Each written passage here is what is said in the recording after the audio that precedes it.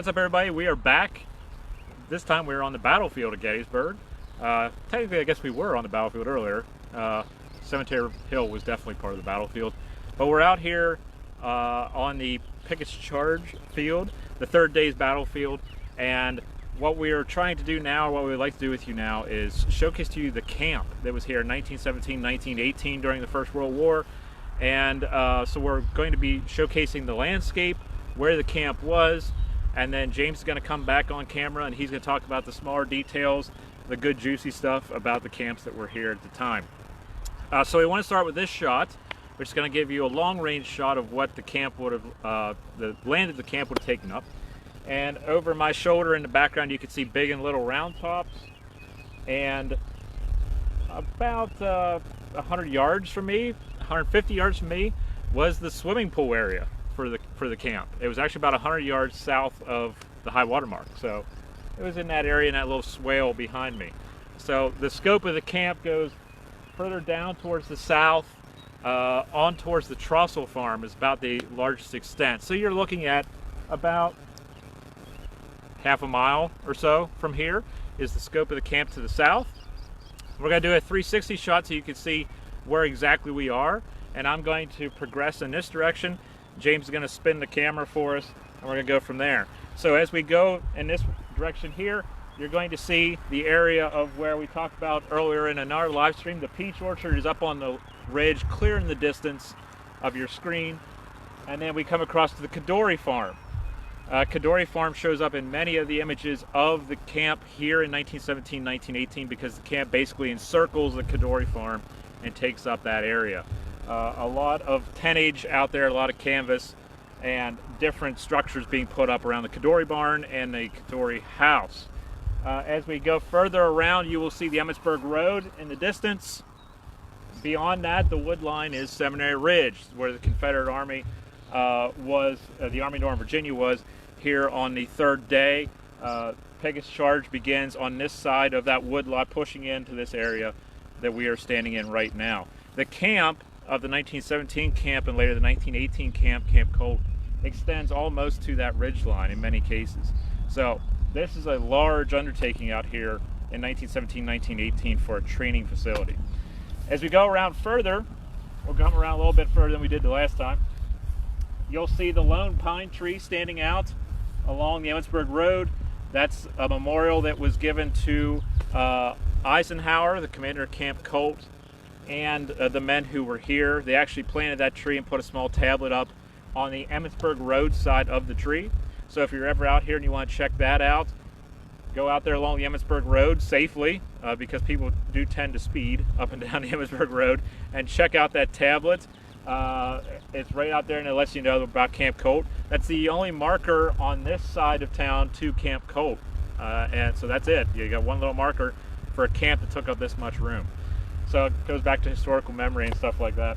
As we go in further, you'll be able to see the edge of town. The tan building is the great General Pickett's Buffet that we all have known for many, many years. If you go to that area, there's a couple restaurants there. That's where the headquarters was for Camp Colt. So Dwight D. Eisenhower, when he's here commanding Camp Colt in 1918, his headquarters is basically in the parking lot of where that is. So preservation efforts and such, we can think about that for the future as well as we go forward.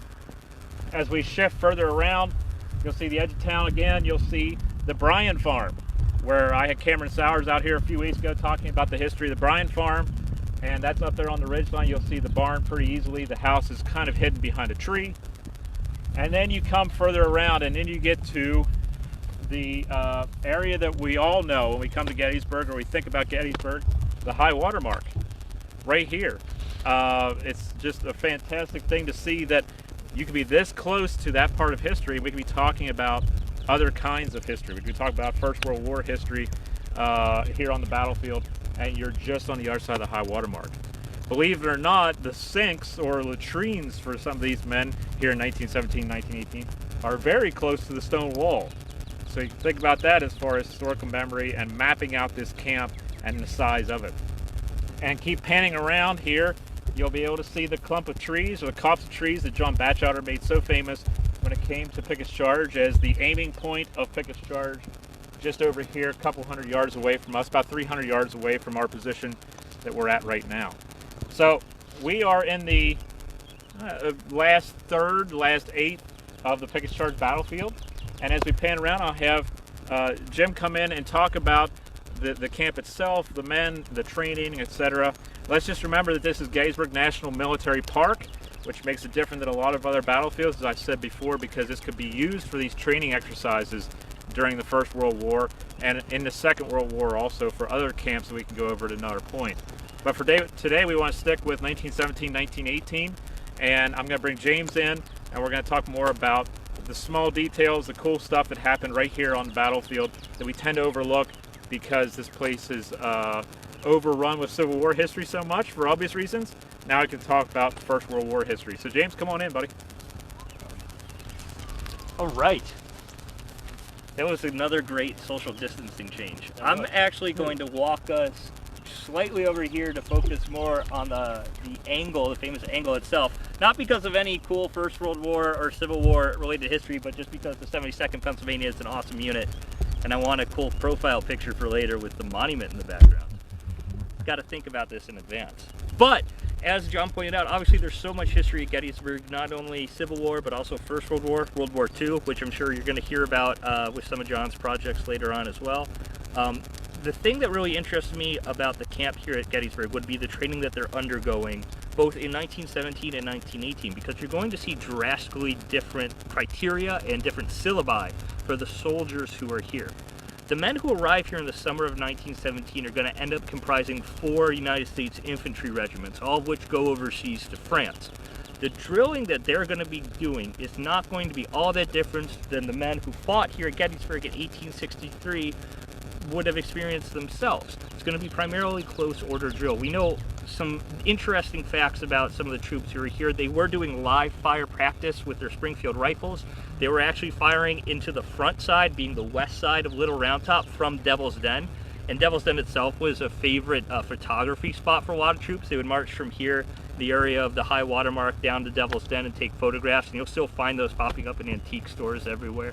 We know that they were known to be marching through the town of Gettysburg itself, singing the song "The Old Gray Mare."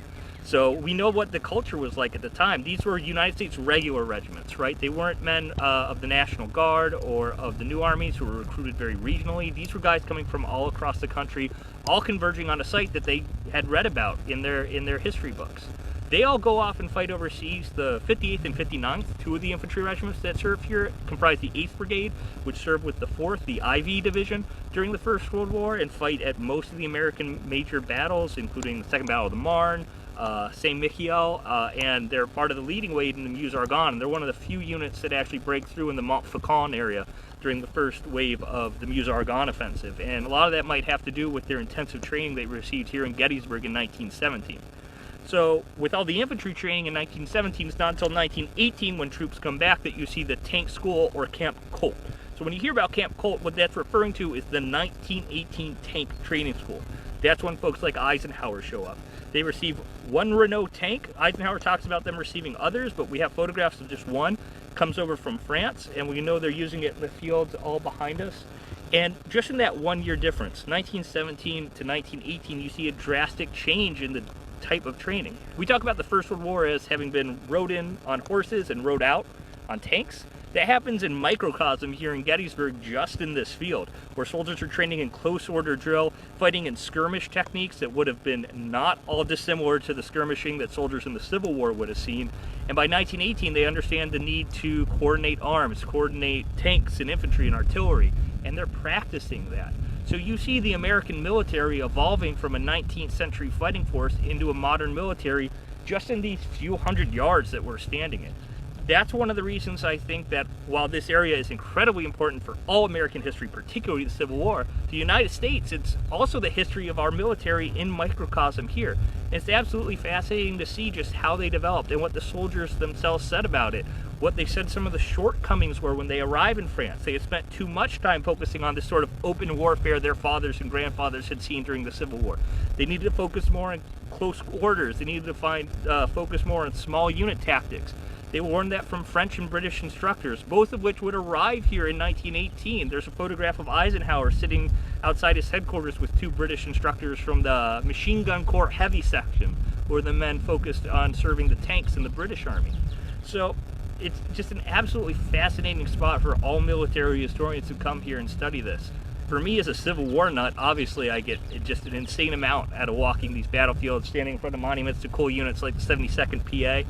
But as a World War I historian as well, it's also very interesting to see how this ground reflects the memory of the changing times which these soldiers would have experienced.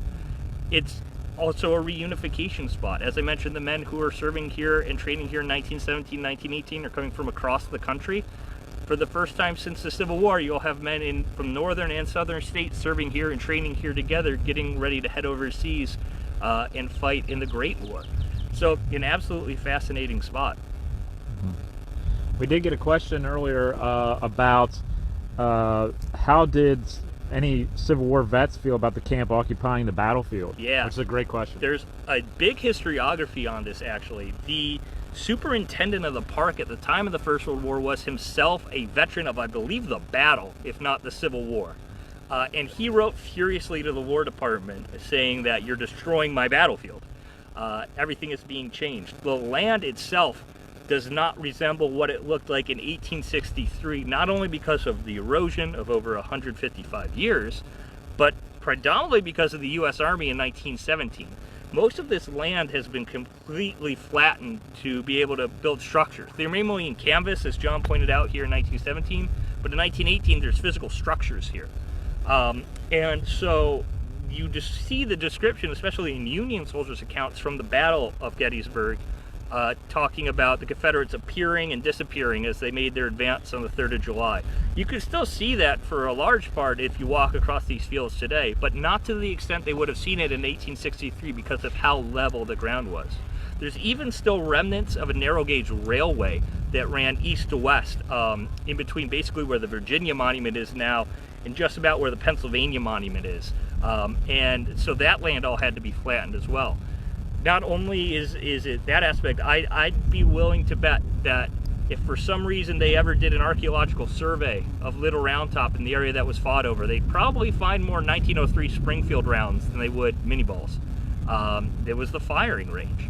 So there is a large amount of that as well. And this battlefield was, I don't want to say forever scarred, but forever changed by the presence. The Civil War veterans, while they openly supported the war effort, were not overly fans of the sort of changing aspect of their battlefield. On our question, one more we got in from Tyler Tierney. He says, did they build trenches also to train in? Not that I'm aware of in this area.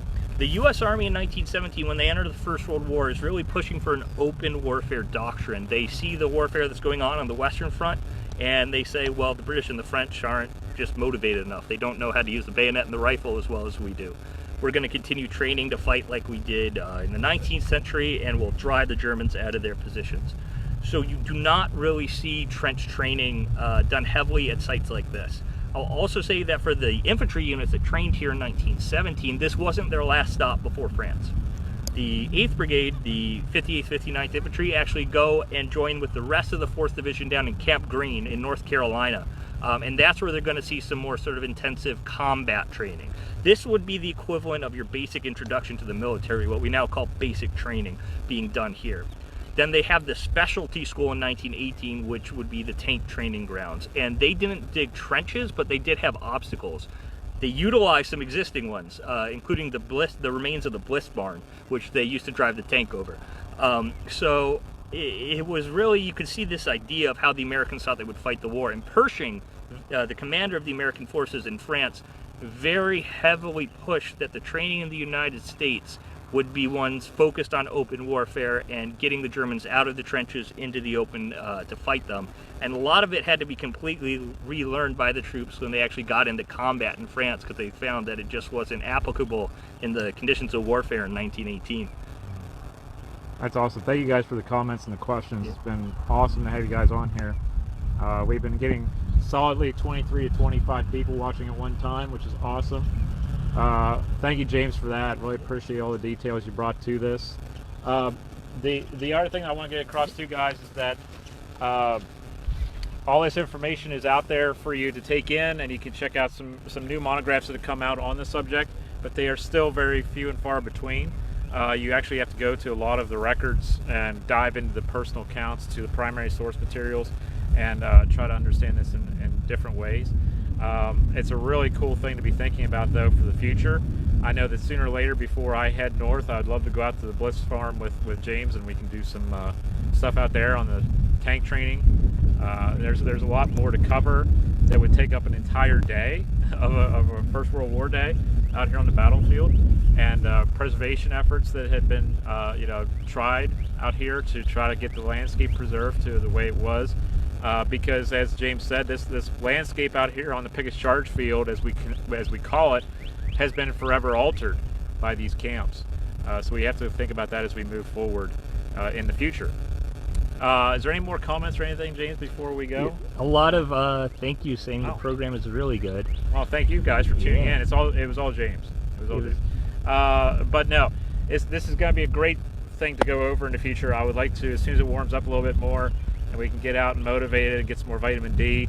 Love to be able to do this as a full day thing, where we can hit a lot of spots for you and go over a lot of this information in greater detail. But we have to remember how this impacted also the local economy, as well as the battlefield. There were a lot of drunken soldiers in town from time to time getting arrested, and there was prostitution going on, and everything that follows in a military camp was going on in Little Gettysburg in 1917, 1918, especially in 1917. Eisenhower really clamped down on that, and he kind of ruled with an iron fist, learned how to do that here at Gettysburg. But he had been here, Eisenhower had been here previously with his military class, so this wasn't his first time here.